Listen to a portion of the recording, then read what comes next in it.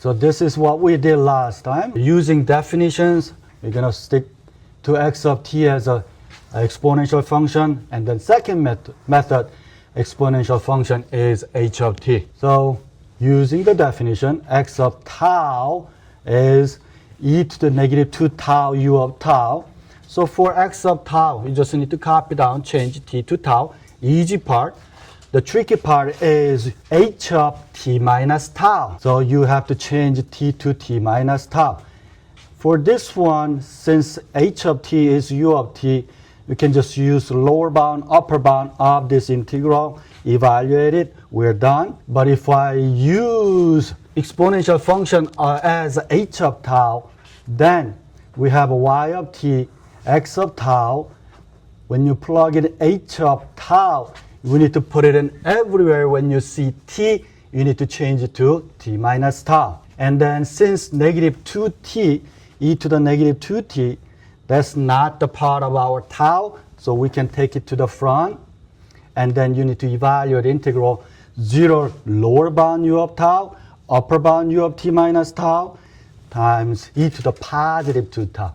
So when you calculate, you get that. You can factor out negative, then we end up getting the same answer. Using the graphical method, x of t is e to the negative 2 tau, something like this. To get the h of t minus tau, always start with the h of tau, then h of minus tau, then wherever they crossing with t-axis, you need to put t there because we have a 0 right there. So we're going to have only t. So t minus 0 is a t. So that's what we have. And then we're going to place h of t minus tau left side of the x of tau. And we're going to move to the right and then find overlapping area and evaluate the integral. So until t hits the 0, we're going to have 0 as an output. Everything is 0, no overlapping.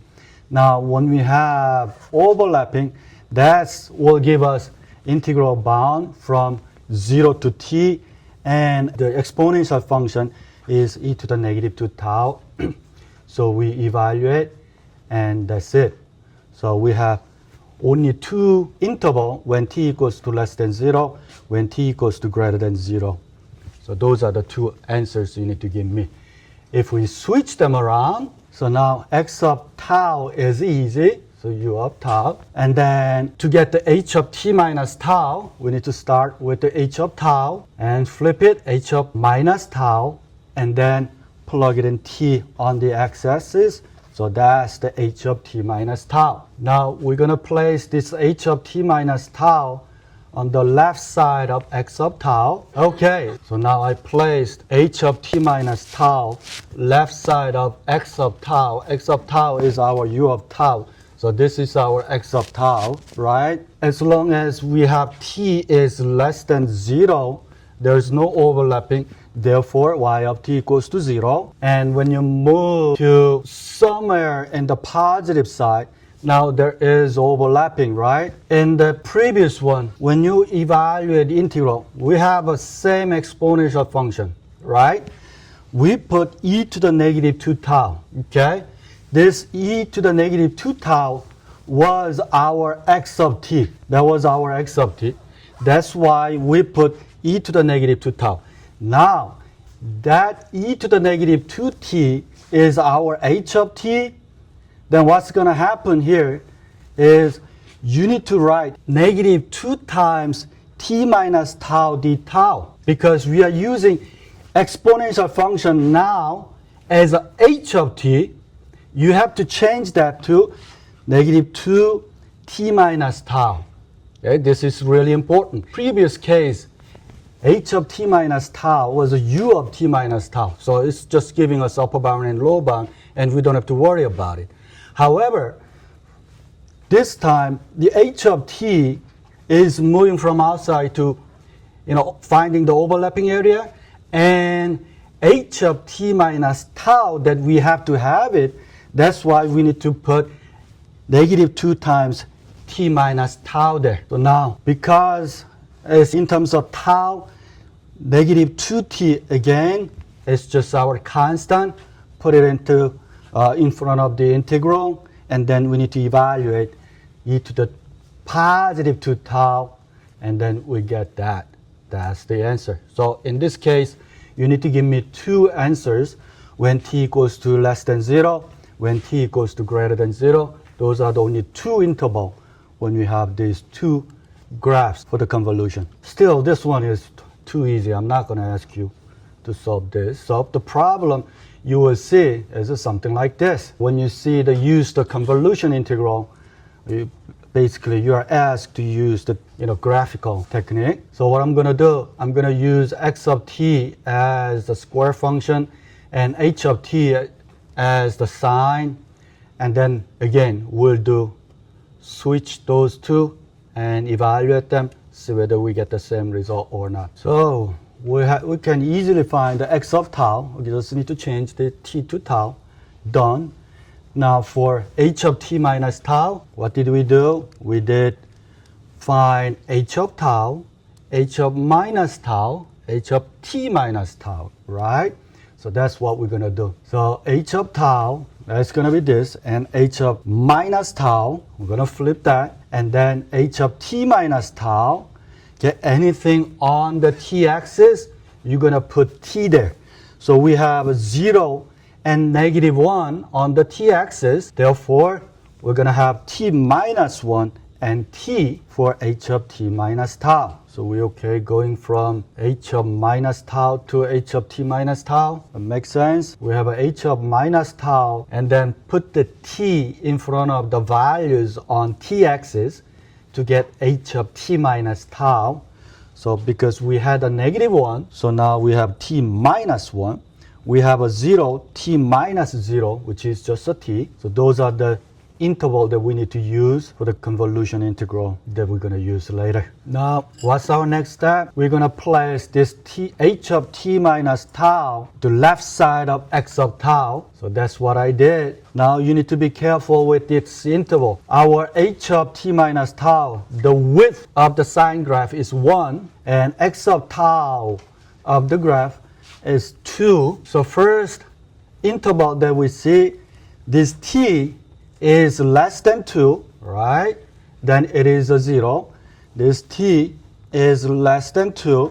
Then y of t equals to 0 because there is no overlapping. Now, if we keep moving this h of t minus tau, we cannot just say t is greater than 2 anymore, because this t is in between 2 and 3 versus between 3 and 4.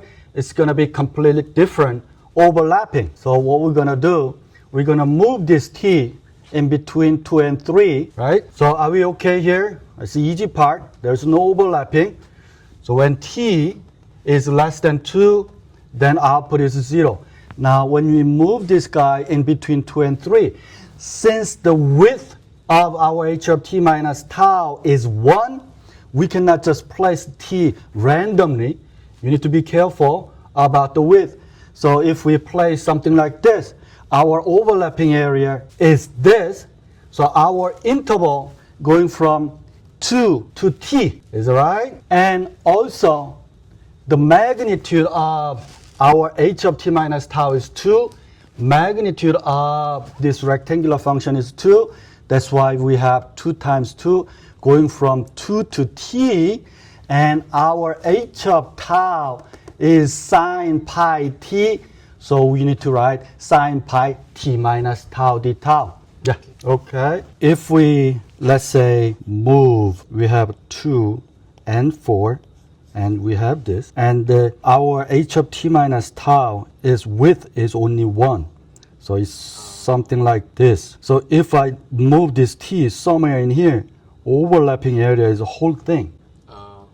Right? Not the partial. So we need to consider that as a separate interval. So up to this point, all the magnitude in the previous example, the height of this guy, u of t, we said just u of t. And when you use this, the magnitude is 1, so we don't have to worry about that part. But now, our x of tau height is 2. And then h of t minus tau's magnitude also 2. So we need to find this area, but because of the magnitude of both functions, if they have only 1 is 1, then we can just multiply 1 times 2. But however, this time, both 2, so we need to multiply 2 times 2, and that's the constant. We can take it to the front. Okay, so when you take the integral of the sine, what is it? It's a negative cosine. So this negative is from integrating from sine. So when you take the integral of the sine, we have a negative cosine. So this negative is from there. And also, we have a negative tau. So after we integrate this, we need to take the 1 over whatever in front of the value, the tau. So that's the negative 1 from there. So we have a negative 1, negative 1. So if you simplify it, and we end up getting this, because cosine pi t minus t, which is 0, cosine 0 equals to 1. So we have that. And then this is the now case. T is in between 3 and 4. Now it's the whole h of t minus tau is inside of our x of tau. So that is t is between 3 and 4. Then again, 2 times 2 integral. This time we are going from t minus 1 to t. That will give us different interval when we move h of t minus tau. And if you evaluate that, again, this minus 1 from integral sine, and this minus 1 from negative tau, and cosine 0 is 1, cosine pi is negative 1. So we end up getting 8 over pi as the result. So this is our second interval. So the next interval is going to be when t equals in between 4 and 5, right? When t is between 4 and 5, some of the left side of this h of t minus tau still overlapping. So that's what we're going to do. So now t is in between 4 and 5, or t minus 1 is less than 4. Then we have overlapping that portion, and then the same equation, but this time we're going to go from positive t minus 1 to 4. So upper limit is now 4. And then we do the calculation, and that's it. And the last one, okay, when t minus 1 is greater than 4, and there's no overlapping, so that's the case number 5. So in this case, you need to give me 5 different intervals and evaluation values.